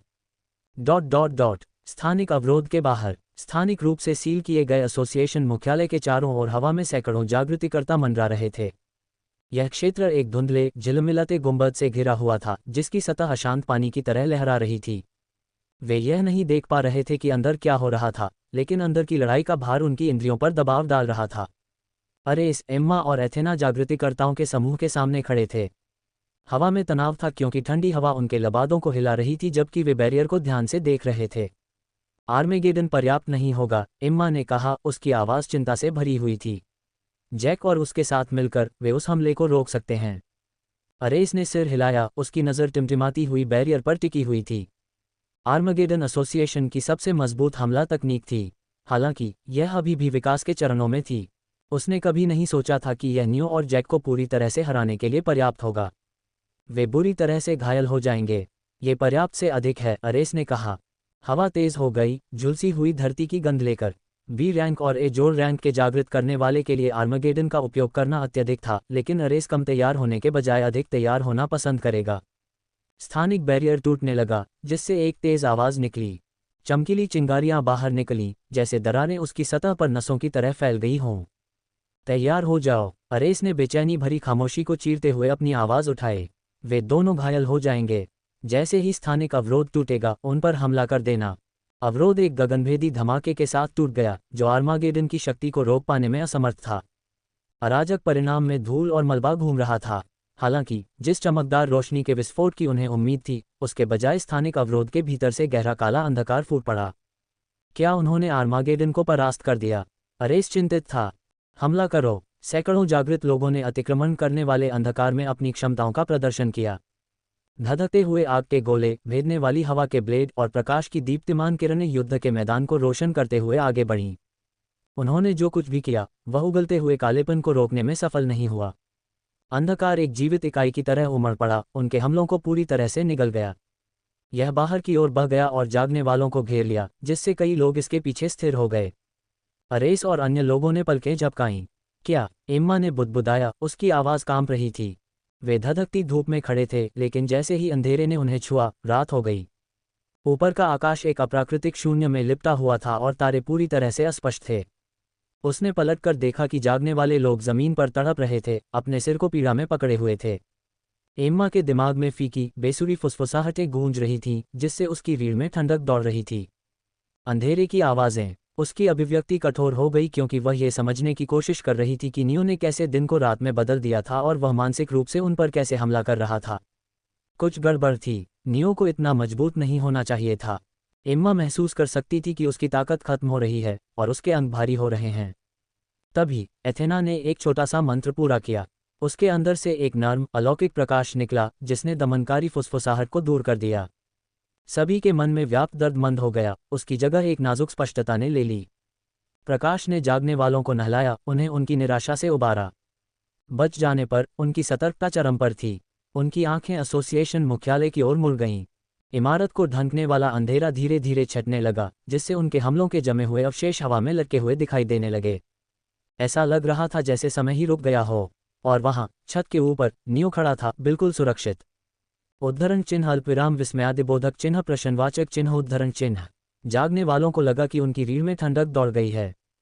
उसने उनकी घूरती निगाहों को नज़रअंदाज कर दिया। उसकी रक्तलाल आंखें एथेना पर टिकी हुई थीं। उसकी नज़र थोड़ी देर के लिए अरेस पर टिकने से पहले उसके हाथों में मौजूद क्यूब की ओर मुड़ी। तुमने हम पर हमला क्यों किया?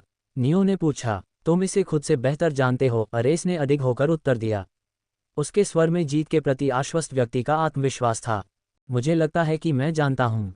नियो की नज़र सैकड़ों जागने वालों पर पड़ी जो अब एथेना की पवित्र रोशनी से सुरक्षित थे। ईथर की चमक ने उन्हें उसके ट्रेमर रैंक वाले मंत्र ब्लैक डॉन ऑफ डेस्पायर के प्रभाव से बचा लिया। नियो हारग्रेव्स, मैं तुमसे आखिरी बार पूछूंगा, अरेस ने कहा, उसका आज्ञाकारी स्वर तनावपूर्ण वातावरण को चीरता हुआ। क्या तुम सच में माना के बच्चे को बचाना चाहते हो? उसकी नज़र दृढ़ रही, नियो द्वारा प्रदर्शित शक्ति से अविचलित। नियो ने अपना सिर हिलाया। अरेस, मैं तुम्हें इसके बजाय 2 विकल्प देता हूं, नियो ने कहा। यहाँ से चले जाओ और मुझे माना के बच्चे को बचाने दो, या परिणाम भुगतो। किसी ने उसकी चेतावनी पर ध्यान नहीं दिया। बैकलाइन पर मौजूद कुछ अवेकनर्स ने ठहाके लगाए। नियो के पहले हमले ने उन्हें चौंका दिया था, लेकिन उन्हें लगा कि यह उसका तुरुप का पत्ता है और उसके पास इसके अलावा और कुछ नहीं बचा है। नियो के बारे में रिपोर्टें निश्चित रूप से चौंकाने वाली थीं, लेकिन वे बस इतनी ही थीं, चौंकाने वाली। वज़ीउस की तरह अजेय नहीं था और न ही उसके पास अपोलो की असीम प्रतिभा थी। नियो ने एक हाथ से अपनी गर्दन के पिछले हिस्से को सहलाया, उसकी उंगलियां हल्की चोट के निशान से टकराईं। आह, मैं इसे बिना खून खराबे के खत्म करना चाहता था। अचानक नियो के आसपास का शांत माहौल गायब हो गया, जैसे कि यह एक भ्रम था। उसकी निगाहें ठंडी हो गईं, ब्लेड की धार की तरह तीखी। उसने अपना हाथ अपनी तलवार की मूठ पर रखा। ओबिट्स।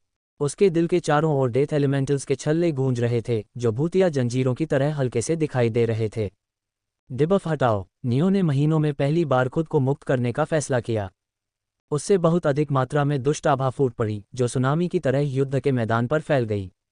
उसके अंगों में शक्ति प्रवाहित हुई और उसे नीचे गिराने वाली बेड़ियां गायब हो गईं। नियो ने खुद को मुक्त महसूस किया। उसकी उपस्थिति ने क्षेत्र को भर दिया, एक तूफानी समुद्र की तरह उमड़ रहा था।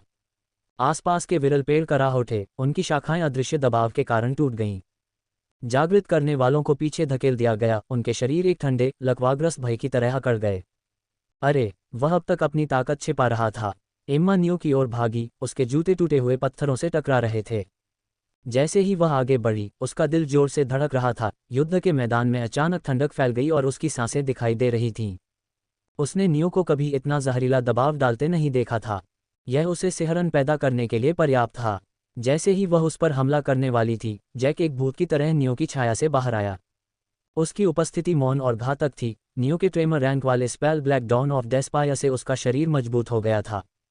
एक हड्डी के कवच ने उसके हाथ को ढांक दिया और उसने एम्मा को मुक्का मारा, जिससे वह ढहती हुई दीवार से टकरा गई। तुम, एम्मा ने थूका, उसकी चमक खंजर की तरह थी। अरेस, एथेना और एम्मा ने अपनी आभा छोड़ी, उनकी ऊर्जा ने उनके चारों ओर की हवा को एक हिंसक भंवर में बदल दिया। अंतरिक्ष हिल गया, धूल और मलबा हवा में उठ गया और जमीन पर दरारें पड़ गईं क्योंकि उन्होंने नियो के दबाव को कम करने की कोशिश की। लेकिन ये बेकार था। साम्राज्य में अपनी यात्रा जारी रखें। नियो दृढ़ रहा, उनकी आभा ने उसे कुछ नहीं किया। नियो की असली ताकत के एहसास ने उन्हें अभूतपूर्व झटका दिया। नियो ने अपना हाथ थोड़ा ऊपर उठाया। गति शांत थी, फिर भी उसमें एक भयानक भार था। उसने अपने हृदय के चारों ओर दूसरे वलय का आधा भाग इस्तेमाल किया। उसके हाथ और जीभ के चारों ओर लाल बिजली चमक रही थी। उसने हवा में कुछ पकड़ा, जैसे कि वह एक सेब पकड़े हुए हो। अरेस, एम्मा और अन्य लोगों ने महसूस किया कि कुछ उनके दिलों को छू रहा है। ये केवल भय नहीं था, यह मूर्त था, एक भारी, दम घुटने वाली पकड़ जो उनके सार को जकड़ रही थी। नियो को ढकने वाली लाल बिजली बेतहाशा हिलने लगी। नियो ने अपना मुंह खोला और मर जाओ। उसने अपने हाथ में अदृश्य वस्तु को कुचल दिया। युद्ध के मैदान में तड़कने की आवाज अस्वाभाविक रूप से तेज गूंज उठी। अरेस और एम्मा ने महसूस किया कि उनके दिल सिकुड़ रहे हैं। उनकी छाती कस गई, जैसे कि कोई दबाव उन पर हावी हो रहा हो। मृत्यु, इसने उनके दिलों को जकड़ लिया था। दमनकारी शक्ति को नकारा नहीं जा सकता था। उनकी पीठ पर पसीने की बूंदें लुढ़क गईं और अकल्पनीय दर्द ने उन पर हमला कर दिया। उन्होंने अपनी नसों में अपना मन भर लिया। उनके शरीर में हल्की चमक थी क्योंकि वे हमले का विरोध करने के लिए संघर्ष कर रहे थे। अरेस ने अपने पवित्र आत्मीयता का अधिकतम उपयोग किया। उसकी आंखें लाल हो गईं। उसके चारों ओर की हवा सुनहरी रोशनी से झिलमिला रही थी, मानो उसकी शक्ति का बल वास्तविकता को ही विकृत कर रहा हो। एम्मा, दूसरी ओर, अपने दिल को निचोड़ने वाली मौत को निगलने के लिए अंधेरे का उपयोग कर रही थी। छायाएं उसके चारों ओर लिपटी हुई थीं, जीवित प्राणियों की तरह तड़प रही थीं, क्योंकि सड़ांध की हल्की गंध ठंडे, दमनकारी वातावरण में बनी हुई थी। उसका चेहरा पीला पड़ गया था और उसके होंठ परिश्रम से कांप रहे थे। वे दोनों सफलतापूर्वक हमले से बचाव करते हुए हाँफ रहे थे। वे बच गए, मुश्किल से। उनके हाव भाव गंभीर थे, उनके शरीर पस्त थे, जब अचानक नियो ने अपना मुंह खोला। जैसा कि तुम दोनों से उम्मीद थी, तुमने मेरे हमले को पूरी तरह से मिटा दिया। उसकी आवाज़ शांत थी, किसी भी भावना से रहित, उनके चारों ओर की अराजकता के बिल्कुल विपरीत। अरेस और एम्मा को कुछ गड़बड़ महसूस हुई। नियो वहीं अविचल खड़ा रहा। वह शांत था, बहुत शांत। लेकिन दूसरों का क्या? उसने पूछा। उनके दिमाग में अलार्म बजने लगे। वे तेजी से पीछे मुड़े। उनकी आंखों के सामने का दृश्य उनके दिल को दहला गया। दर्जनों जागृतिकर्ता टूटी हुई गुड़ियों की तरह युद्ध के मैदान में फैले हुए थे, उनकी डोरियां कटी हुई थीं। उनके शरीर गतिहीन थे, आंखें बेजान घूर रही थीं। वे मर चुके थे। एक ही हमले में 60 जागृतिकर्ता मर गए। इस एहसास ने अरेस और एम्मा को चिंतित कर दिया। एक ठंडी हवा उजाड़ मैदान में बह गई, अपने साथ एक भारी सन्नाटा लेकर आए। अरेस के दिल में गुस्से की लहर दौड़ गई। उसने अपनी मुट्ठियां भींच लीं, उसके चारों ओर लाल लपटें जल रही थीं और उसका गुस्सा उबल रहा था। उसने नियो को घूर कर देखा, उसकी आवाज़ गुस्से से कांप रही थी। तुम बदमाश हो, अरेस, मैं फिर से कहूंगा, नियो ने बीच में टोका, उसकी आवाज़ तनाव को ब्लेड की तरह चीरती हुई निकल रही थी। मेरे रास्ते से हट जाओ या परिणाम भुगतो। नियो के दिल के चारों ओर मौत के तत्वों के 1.5 छल्ले अशुभ रूप से गुनगुनाने लगे। उसके चारों ओर लाल बिजली चमकने लगी, जो उसके ठंडे, उदासीन भाव को रोशन कर रही थी। जवाब में एम्मा ने शुद्ध अंधकार से बने एक विशाल, रेंगते हुए सांप को बुलाया। इसके तराजू तरल रात की तरह चमक रहे थे और इसकी आंखें द्वेष से जल रही थीं। साथ ही अरेस के चारों ओर एक लाल आभा फैल गई, उसके नीचे की जमीन उसकी उन्मुक्त शक्ति के भार से फट रही थी। जैसे ही ऐसा लगा कि टकराव अपरिहार्य था, एक कमजोर आवाज तनाव को चीरती हुई निकल गई। बंद करो। एथेना की नाक से खून टपक रहा था। जब वह लड़खड़ाते हुए आगे बढ़ी, उसके कांपते हाथ स्पेस टाइम क्यूब को पकड़ रहे थे। उसका चेहरा पीला पड़ गया था, उसकी सांसें उथली, फिर भी उसकी नज़र नियो पर टिकी हुई थी। ये काफ़ी है, उसने कहा, उसकी आवाज़ फुसफुसाहट से बमुश्किल ऊपर थी। मुझे लगा कि तुम जारी रखना चाहते हो, नियो ने जवाब दिया। नियो के शब्दों ने अरेस और एम्मा को भ्रमित कर दिया। दोनों ने एक दूसरे की नज़र डाली, इससे पहले कि वे नियो की नज़र एथेना के हाथों में स्पेस टाइम क्यूब पर केंद्रित पाते। अल्पविराम विस्मयादिबोधक चिन्ह प्रश्नवाचक चिन्ह। उन्हें एहसास हुआ। तुमने स्पेस टाइम क्यूब का कितनी बार इस्तेमाल किया? अरेस ने पूछा, उसकी आवाज़ धीमी थी लेकिन तत्परता से भरी हुई थी। उसने मान लिया था कि उसकी नाक से बहता खून नियो के हमले से लगी चोट है। हालांकि वह गलत था। एथेना ने झिझकते हुए अपने होंठ काटे। स्पेस टाइम क्यूब की पहली क्षमता इसके उपयोगकर्ता को 30 सेकंड पहले अतीत में जाने की अनुमति देती थी। 43 बार एथेना ने स्वीकार किया, उसकी आवाज़ कांप रही थी। उसकी नज़र नियो पर पड़ी, जो निश्चल खड़ा था, उसका शांत व्यवहार अविचल था। अपने समय के प्रति लगाव के कारण नियो को पता था कि एथेना स्पेस टाइम क्यूब का उपयोग करके उस पल को पीछे ले जा रही थी जब उसने उन्हें हराया था। हम 43 बार हारे। उनमें से हमने उसे 18 बार हराया, लेकिन उसकी आवाज़ फट गई। उन 18 लूपों में तुम्हारे और एम्मा के अलावा कोई भी जीवित नहीं बचा, अरेस। सदमा, गुस्सा, अविश्वास, अरेस की निगाहों के नीचे अनगिनत भावनाएं उमड़ पड़ीं। ये सुनकर कि नियो ने उन सभी जागृत लोगों को मार डाला जो अरेस के परिवार की तरह थे, अरेस लगभग टूट गया। उसने अपनी उग्र भावनाओं को तेजी से दबाया और खुद को ध्यान केंद्रित करने के लिए मजबूर किया। एथेना के सामने सुरक्षात्मक रूप से खड़े होने पर उसके दिमाग में गियर घूम रहे थे। स्पेस टाइम क्यूब को सक्रिय करने के लिए तैयार रहो और मुझे हर रणनीति बताओ जो हमने पिछले दौर में इस्तेमाल की थी। हम उनका इस्तेमाल उससे लड़ने के लिए करेंगे, अरेस ने आदेश दिया। उसका स्वर दृढ़ था। अपने मन के किनारों में घुसती निराशा के बावजूद वह वेगना एसोसिएशन के नेता के रूप में खड़ा था, नियो का फिर से सामना करने के लिए तैयार। हालांकि वह कुछ नोटिस करने में विफल रहा। नियो ने कुछ समय तक उन पर हमला नहीं किया था। वह बस एथेना को देखता रहा, उसकी निगाहें किसी अस्पष्ट चीज से भरी हुई थीं। मैं ये करूंगी, एथेना ने अचानक कहा, उसकी आवाज़ नर्म लेकिन दृढ़ थी। मैं तुम्हारी मदद करूंगी, इसलिए कृपया सभी को मारना बंद करो। अरेस की आंखें सदमे में चौड़ी हो गईं। उसे समझ में नहीं आया कि एथेना किस बारे में बात कर रही थी जब तक कि उसने स्पेस टाइम क्यूब को सक्रिय नहीं कर दिया। एथेना अतीत में लौट गई। नियो हारग्रेव्स, मैं तुमसे आखिरी बार पूछूंगा, अरेस ने कहा। क्या तुम सच में माना के बच्चे को बचाना चाहते हो? अरेस, मैं तुम्हें इसके बजाय 2 विकल्प देता हूं, नियो ने जवाब दिया। यहां से चले जाओ और मुझे माना के बच्चे को बचाने दो, या परिणाम भुगतो। एथेना ने नीचे की ओर देखा, उसकी नज़र स्पेस टाइम क्यूब की सतह पर बन रही हल्की दरारों पर पड़ी। यह अपनी सीमा तक पहुंच रहा है, उसने सोचा। उसका दिल धड़क रहा था। उसकी नाक से खून बह रहा था, जो उसकी पीली त्वचा पर साफ झलक रहा था। समय के साथ यात्रा करना उसके लिए बहुत मुश्किल हो रहा था। इससे पहले कि नियो अपनी छिपी हुई ताकत को प्रकट कर पाता, एथेना ने एक त्वरित निर्णय लिया। उसने स्पेस टाइम क्यूब की दूसरी क्षमता को सक्रिय किया। क्यूब से छोटी, चांदी की रोशनी फूट पड़ी, जो नियो के चारों ओर जागने वालों की ओर बढ़ने से पहले जुगनू की तरह नाच रही थी। एथेना के अचानक कदम के कारण समय पर प्रतिक्रिया करने में असमर्थ, उनकी आकृतियां मौन में बिखर गईं।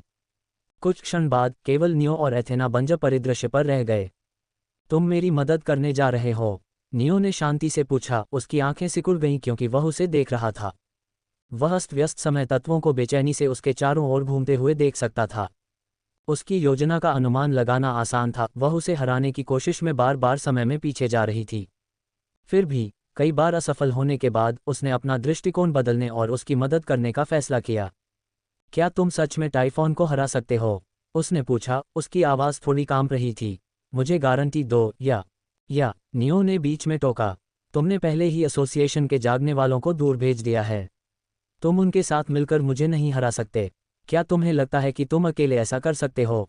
नहीं, एथेना ने स्वीकार किया और उसकी अभिव्यक्ति सख्त हो गई। लेकिन मैं ये सुनिश्चित कर सकती हूँ कि हम दोनों एक साथ नीचे जाएं। उसने विस्तार से नहीं बताया, लेकिन उसकी निगाहों में जलती हुई तीव्रता ने नियो के मन में कोई संदेह नहीं छोड़ा। उसे विश्वास था कि वह अपनी धमकी को अंजाम दे सकती है। नियो ने भौहें सिकोड़ीं। उसकी आंखें युद्ध के मैदान को स्कैन कर रही थीं, जो अब भयावह रूप से शांत था। अंत में उसने सिर हिलाया। ठीक है, मेरा इरादा तुम लोगों को किसी भी तरह से मारना नहीं था, उसने कहा। उसकी आवाज़ नर्म होती गई और वह आगे बढ़ता गया। मैं अपनी मृत्यु की अवधारणा को पूरा करने वाला हूँ। ये टाइफॉन से निपटने के लिए पर्याप्त होना चाहिए। अवधारणा? वह क्या है? एथेना ने पूछा। उद्धरण चिन्ह ... इसे एक विशेषज्ञता के रूप में सोचें, नियो ने समझाया। तो आपकी अवधारणा क्या है? ये कुछ शक्तिशाली होना चाहिए अगर आपको लगता है कि आप इसके साथ टाइफॉन को हरा सकते हैं, उसने जोर दिया। नियो ने अपने होठों को सिकोड़ा, एक पल के लिए हिचकिचाया। हवा ने उसके लबादे को खींचा क्योंकि वह आखिरकार बोल रहा था। यह एक अवधारणा है जो अमर को मार सकती है।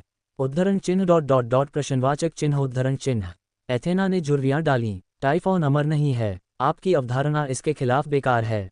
ये बेकार नहीं है। नियो ने कंधे उचका दिए। उजाड़ मैदानों में ठंडी हवाएं बह रही थीं और ऊपर बादलों से घिरा आसमान एथेना की हताशा को दर्शा रहा था। इससे पहले कि एथेना फिर से शिकायत कर पाती, उसने उसे बीच में ही टोक दिया। अगर तुम मेरे साथ सवेज एक्सपेंस में आने की योजना नहीं बना रही हो तो तुम्हें अपने दोस्तों के पास वापस चले जाना चाहिए। उसने उसके हाथ में हल्के से चमकते स्पेस टाइम क्यूब को देखा और कहा, वह चीज़ टूटने वाली है। एथेना ने क्यूब पर नज़र डाली। उसके माथे पर बल पड़ गए क्योंकि अंदर घूमती ऊर्जा अनियमित रूप से टिमटिमा रही थी। नियो सही था। एक बार स्थिर कलाकृति अपनी सतह से रिसने वाली प्रकाश की हल्की किरणों के साथ टूट रही थी। उसने इसे आखिरी बार इस्तेमाल किया, इससे पहले कि यह टूट जाए। नियो से अपने अंतिम शब्द कहने के बाद दूर चली गई। अरेस और एम्मा अब तुम्हें रोक नहीं पाएंगे। मैंने उन्हें बहुत दूर भेज दिया है, लेकिन मैं दूसरों को नहीं रोक सकता। उसकी आकृति प्रकाश के कणों में विलीन हो गई, जो ठंडे धुंधले वातावरण में बिखर गए। क्या ये ठीक था? जैक ने नियो की छाया से बाहर निकलते हुए पूछा। उसकी आवाज़ में जिज्ञासा और बेचैनी का मिश्रण था। जिस छाया से वह उभरा, वह स्वाभाविक रूप से लहरा रही थी, लगभग जीवित।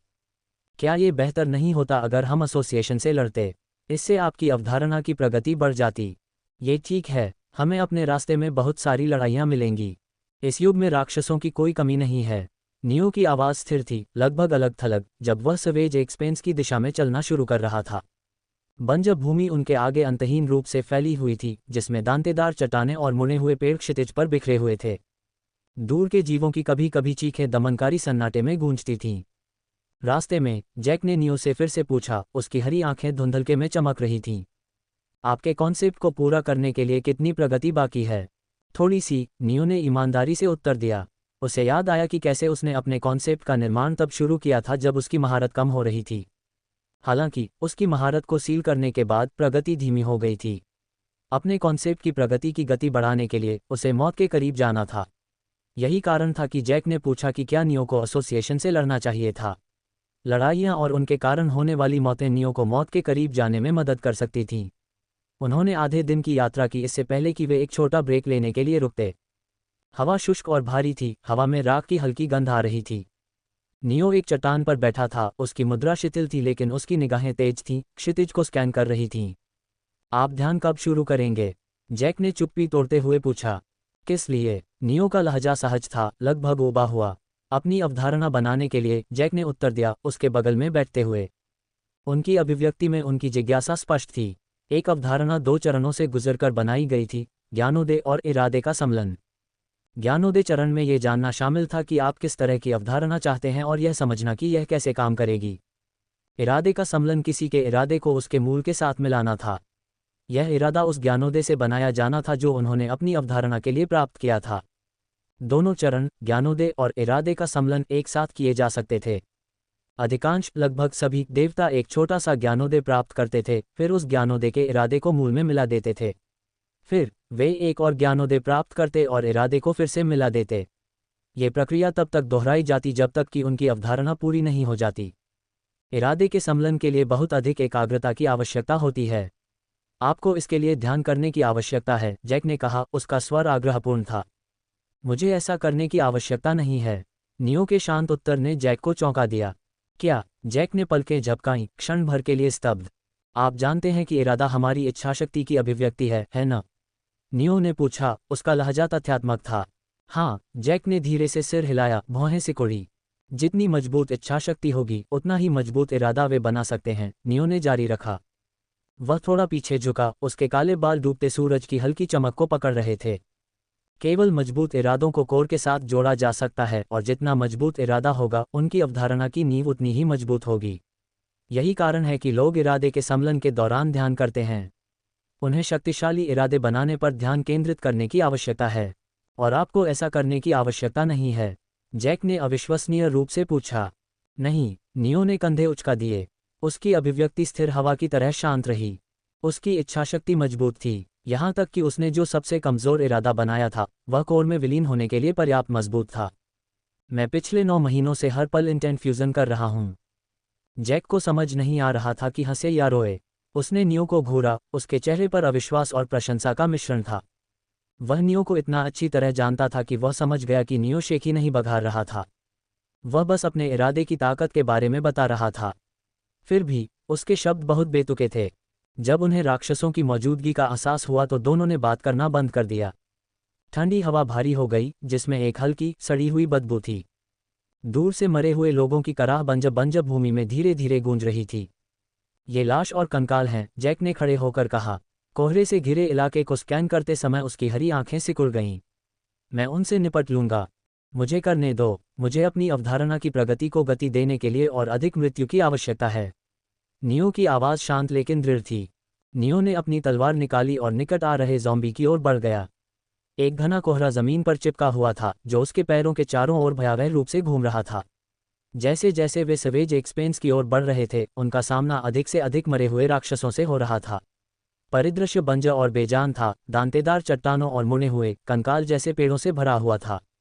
दमनकारी सन्नाटा केवल मरे हुए लोगों के कदमों और कराहों से टूट रहा था। ये राक्षस कुख्यात नेक्रोमेंसर नाइल रेडक्लिफ के सेवक थे।